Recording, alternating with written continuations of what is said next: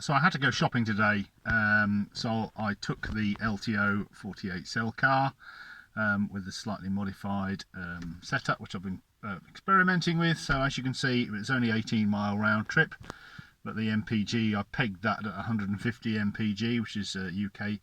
That's the most I could go. Actually, if I tried it to kilometres, it might tell me what that is in kilometres. Oh yeah, 1.8 litres per 100 kilometres for a 30 kilometre trip. So that's pretty good. So I'll just go back to UK. So here we can see the CAN bus OBDIIC&C operating, and I've tried to discharge the back, and you can see my pack's now down to 105 volts. They're all sitting at about 2.2, and the cell deviation is actually less now than when they were a much higher state of charge, so that's interesting.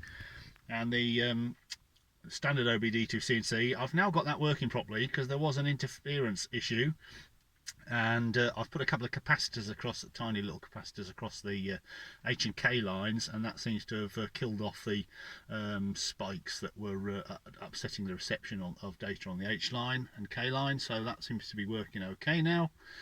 Still some tinkering around to do, of course, but so that's where we are at the minute. So 18-mile test drive successful today, and the readout you can see there. In fact, I'll just start it just to make sure it is still going to work, and it's just started up there.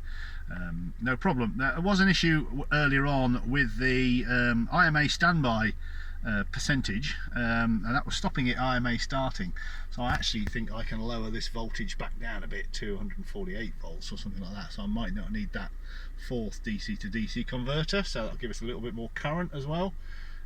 So there we are. So it's all working, and we're just inching forward slowly with slight changes to the spec as things crop up.